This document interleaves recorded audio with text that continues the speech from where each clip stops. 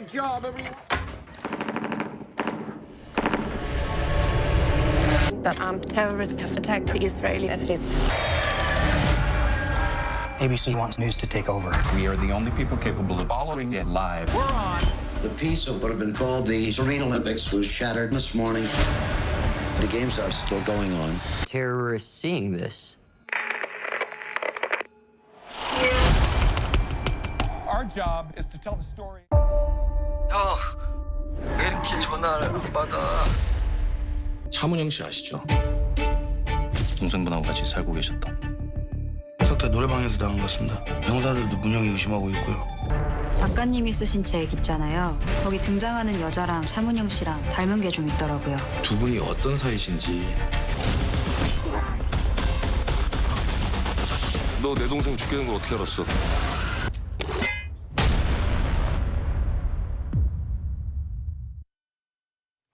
네, 어쨌든 주말입니다. 주말의 시작, 시네멘털의 시간인데요. 이주영 의원, 어서 오세요. 반갑습니다. 네, 일단 주말에 볼 만한 영화 어떤 것들이 있는지 흥행 순위부터 좀 짚어볼까요? 네, 그렇게 하시죠. 2월 첫째 주 금요일 박스오피스 순위부터 보시겠습니다. 먼저 1위부터 5위까지입니다. 한국 영화 신작들이 1위 자리를 놓고 엎치락뒤치락하고 있는 가운데 히트맨2가 200만 관객을 돌파하면서 박스오피스 1위 자리를 지켰습니다. 이번 주 개봉한 브로큰과 말할 수 없는 비밀이 2위와 3위에 포진했는데 잠시 후에 자세히 소개해드리겠습니다. 150만을 넘어선 검은 수녀들이 4위, 괴력의 역주행을 선보이고 있는 서브스턴스가 5위입니다. 6위부터 10위까지 보여주시죠. 하얼빈이 여전히 6위로 차트에 머물고 있고요. 감독까지 내한한 재개봉작 더폴도 10만 관객을 돌파했습니다. 지난해 하반기부터 극장가는 OTT를 방불케 할 정도로 재개봉작들이 위세를 보여주고 있습니다. 8위부터 10위까지는 애니메이션들이 차지했습니다. 지금까지 오늘의 박스오피스였습니다. 네, 자 오늘 첫 번째로 소개해 주실 영화 어떤 건가요? 네, 제목이 9월 5일 위험한 특종이라는 제목의 영화입니다. 네. 원래 제목은 September 5th. 9월 5일이란 뜻이죠. 예. 뭐 제 생일은 아닌데 네. 무슨 뜻입니까 원래? 이게 사실은 뭐 9월 5일은 그냥 글자 그대로 9월 5일이란 뜻이에요. 예, 예. 근데 이제 뒤에 위험한 특종이라는 걸 붙인 거는 아무래도 9월 5일로 개봉을 하면 잘 모르니까 관심이 좀 줄어들 수 있어서 뒤에 붙인 것 같고요. 9월 5일은 지금으로부터 이제 50여 년 전인 1972년 9월 5일을 뜻하는 겁니다. 이날이 무슨 날이냐면 올림픽 역사상 최악의 참사인 민헨 올림픽 참사가 일어난 날입니다. 지금 정말 무시무시한 참사였죠. 그렇죠. 네. 팔레스타인 무장단체인 검은 구월단이 민헨 올림픽 선수촌에 침입해서 이스라엘 선수단 11명 가운데 2명을 죽이고 9명을 인질로 붙잡은 사건입니다. 테러리스트들은 이스라엘에 수감된 팔레스타인 포로 234명을 석방하라고 요구했고요. 결국 이들은 인질을 볼모로 해서 공항으로 이동을 했고 소독경찰과 총격전이 벌어졌는데요. 인질 전원, 그리고 소독경찰 1명, 인질 8명 가운데 5명이 죽고 3명은 생포됐습니다. 현대적 테러리즘의 시작으로도 불리는 이 사건으로 세계 각국에 대테러 부대가 창설됐고 올림픽 보안이 강화됐습니다. 네, 자 물론 이 테러 사건 참사를 소재로 한 겁니다만 네. 앞에 나온 예고 보니까 방송사를 소재로 한 영화 같기도 하군요. 그렇습니다. 이 민헨 올림픽 참사는요, 방송 역사상에서도 굉장히 중요한 그런 사건이었습니다. 지금이야 이제 뉴스의 현장을 이렇게 라이브로 연결해서 보여주는 게 뭐 너무나도 당연한 흔한 거죠. 방송 뉴스 기법이지만 당시만 하더라도 방송사에서 뉴스의 현장을 여과 없이 생중계로 보여준다는 것이 좀 낯선 개념이었습니다. 네. 지금처럼 뭐 기동성이 좋은 ENG 카메라가 있지도 않았고 필름 카메라로 뉴스를 녹화해서 내보내던 그런 시절이었으니까요. 미국 ABC 방송은 민헨 올림픽 선수촌에서 벌어지는 인질극을 당시 기술적 환경으로는 제작이 쉽지 않았던 위성 생중계로 송출했고 전 세계에서 9억 명이 시청했던 것으로 추산이 됩니다. 이 라이브 방송으로 ABC와 프로듀서들은 모두 29개의 에미상을 수상했어요. 그리고 당시 기자로서 유일하게 이 생방송에 참여했던 ABC의 중동 특파원 피터 데닝스, 아주 유명한 앵커죠. 네. 폐암으로 죽었죠. 그렇죠. 네, 저도 참 좋아했던 앵커입니다. 네, 이 이름을 크게 알려서 10여 년 뒤에는 미국 최고의 그런 뉴스 앵커가 됩니다. 네, 자 영화는 그러면 이 사건 다루는 방송사 내부에서 벌어지는 일을 얘기하는 건가요? 그렇습니다. 뮌헨 올림픽 찬사라는 비극적 사건을 올림픽에 파견된 방송 저널리스트들이 어떻게 이 20시간 가깝게 20시간 정도 라이브를 했거든요. 시청자들한테 전달했느냐를 보여주는 것이 이 영화의 내용입니다. 근데 무엇보다 중요한 거는 당시 현장에서 벌어지는 일들을 그저 그냥 영화적으로 이 영화가 재현한 것이 아니라 방송인들이 재난을 생중계하는 과정에서 겪는 이 직업적이고 윤리적인 고민들을 이 영화가 보여준다는 점인데요. 예를 들어서 이런 겁니다. 야, 사람이 쏴 죽이는 장면은 이거 그냥 우리 생중계하고 있는데 총알 발사해서 죽으면 이거 어떡하냐? 이거 방송 나가도 되냐? 라는 걸 놓고 ABC 스포츠의 최고위급 임원들이 논쟁을 벌입니다. 한번 같이 보시죠. 예. You don't want anybody to see their kid executed on live television. No. So I don't know about the Israelis, but David Berger's folks are in Ohio. So I'm pretty sure they'll watch. Well, someone should tell them not to watch it. But we have a bigger responsibility here. What about the sponsors? The sponsors are not going to be concerned. All they Guys, care we have about 2 are minutes. viewers. Okay.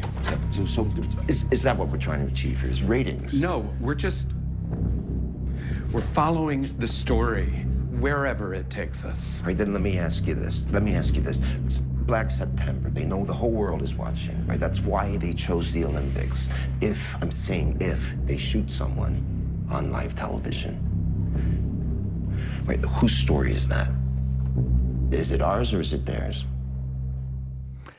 네, 생중계를 하자는 쪽. 그냥 어차피 우리 그냥 이 얘기를 그냥 따라가는 게 아니냐고 얘기하는 게 ABC 스포츠의 대표였던 룬 알리지의 얘기고요. 그게 테레범들의 이야기를 그대로 전달하는 게 아니고 뭐냐 그렇게 하면 이게 이제 부대표의 얘기거든요.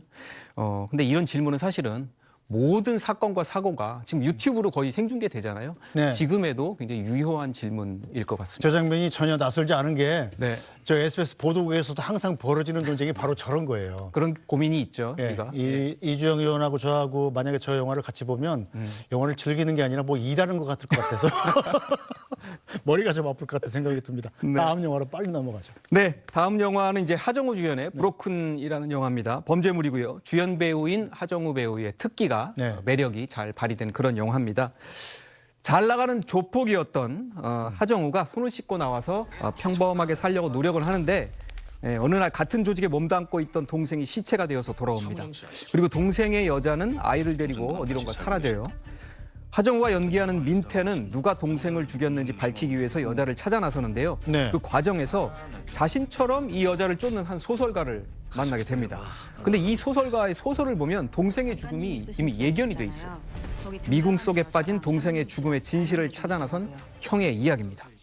네, 저 하정우 씨가 최근에 출연한 영화들이 썩 흥행 성적이 좋지는 않았어요. 그렇죠, 하정우 씨. 네, 이번 영화는 좀 어떨까요? 하정우 씨 최근 출연한 게 뭐 비공식 작전이나 뭐 1947 보스턴 그리고 하이제킹 이런 영화가 있는데 뭐 기대는 좀 못 미쳤어요. 근데 이번에는 하정우 배우가 추격자 아시죠? 그리고 황해 같은 영화에서 아주 강렬한 인상을 남겼던 날 것 같은 캐릭터로 돌아왔습니다. 개인적으로는 이 냉정한 표정으로 무심한 듯 폭력을 행사하는 캐릭터를 하정우 씨만큼 잘 표현하는 배우도 드물다고 생각을 하는데요. 하정우 씨의 얘기 한번 직접 들어보시겠습니다. 굉장히 거칠고 뭔가 기존에 최근에 제가 해왔던 작품들하고는 달리 그렇게 꾸미지 않아도 되고 그냥 있는 그대로 보여줘도 될 것 같은 어떤 그런 자유로움 같은 것이 느껴졌던 것 같아요. 그래서 심지어는 메이크업도 안 하겠다 그랬어요. 네. 브로큰은 신세계 그리고 아수라, 헌트 등을 제작했던 사나이 픽처스가 제작을 하고요. 양치기들로 20회 부산국제영화제 한국영화 감독조합상 감독상을 받았던 신인 김진황 감독이 연출을 했습니다. 뭐 내러티브의 완성도보다는 장르물을 좋아하시거나 그리고 하정우 배우 특유의 매력을 기대하시는 분께 추천을 드립니다. 하정우 씨는 저 개인적으로 코스염 기른 모습이 더 잘 어울리는 것 같아요. 저도 좀 해보고 싶은데. 아이고 해보십시오. 얼마든지 가능하지 않습니까? 아마 전화를 여러 통 받을 것 같군요. 그런 걸 두려워하지 마시고 한번 해보십시오. 기르기 전에 아마 뭐 여러 가지 항의라든지 어쨌든 그런 몸을 잘 안 하는 게 CNN에 수염 기른 되게 유명한 기자도 있잖아요. 알겠습니다. 자, 앞에 두 영화 좀 무거운 분위기입니다. 이번에 소개해 주실 영화가 좀 궁금하군요. 네, 말할 수 없는 비밀이라는 대만 영화인데요. 2008년에 국내에 개봉했을 때 15만 관객. 당시에 대만 영화로서는 가장 큰 흥행을 기록했다. 한국에서요? 그렇죠. 15만 한국에서 덕이? 대만 영화인데 대만 한국에서 영화인데. 15만이 그럼 꽤 많이 나온 건데요? 그렇죠. 그 정도 유명한 청춘 로맨스 판타지 영화인데요. 이 영화가 한국에서 리메이크가 됐습니다. 청춘물인 만큼 그 도경수 그리고 원진아 두 젊은 주연 배우 얘기부터 한번 들어보시겠습니다. 네. 동명의 원작을 제가 알고 있었기 때문에 뭐 많은 분들이 이제 원작을 사실 알고 계시잖아요. 저도 마찬가지로 제 학창 시절 때 이 피아노 배틀의 곡을 약간 유행처럼 다들 따라했던 그런 기억이 사실 머리에 있었어서 제가 학창 시절에도 되게 기억에 남게 봤던 영화이기도 했고 많은 분들이 추억 속에 간직하고 있는 영화였기 때문에 감히 이걸 내가 해도 되는 건가. 네, 저렇게 역시 젊고 멋진 선남선녀들 보니까 기분이 갑자기 좋아지는데. 저도 사실 이 영화를 잘 몰랐었어요. 그래요? 대만 영화는 못 봤고 이번에 이제 한국에서 리메이크한 거로 봤는데 생각보다 많이 인기였던 것 같더라고요. 줄거리는 어떤 내용입니까? 이 도경수가 천재 피아니스트로 나옵니다. 근데 유학을 갔다가 네. 그 팔목을 다치는 바람에 일시적으로 교환학생으로 한국으로 귀국을 해요. 네. 그러던 어느 날 음대 연습실에서 흘러나오는 피아노 연주 소리에 이끌려서 문을 딱 열어봤더니 네. 피아노를 한 여학생이 치고 있어요. 첫눈에 반하게 됩니다. 너무 잘 치고. 네. 그래서 근데 이 여학생이 어딘지 모르게 좀 행동이 어색해요. 휴대폰도 안 갖고 있고 갑자기 사라져서 며칠씩 저 여학생입니다. 네. 안 나타나기도 합니다. 두 사람 사이의 사랑은 점점 짙어가는데 이 여학생의 비밀 또한 점점 궁금증을 자아내게 됩니다. 요즘 사실 2000년대, 네. 2010년대 중국과 대만, 일본 로맨스 영화들이 한국에서 자주 리메이크가 되고 있어요. 근데 최근에 뭐 제가 이 시간에도 소개해드렸던 대도시의 사랑법이 만듦새는 괜찮았는데 네. 큰 재미를 보지 못했던 것처럼 사실 로맨스물이 한국에서 흥행이 쉽지가 않은 장르인데요. 일본과 대만 청춘 로맨스물은 한국에서 나름대로 상당히 확고한 젊은 팬층을 확보하고 있습니다. 죄송합니다.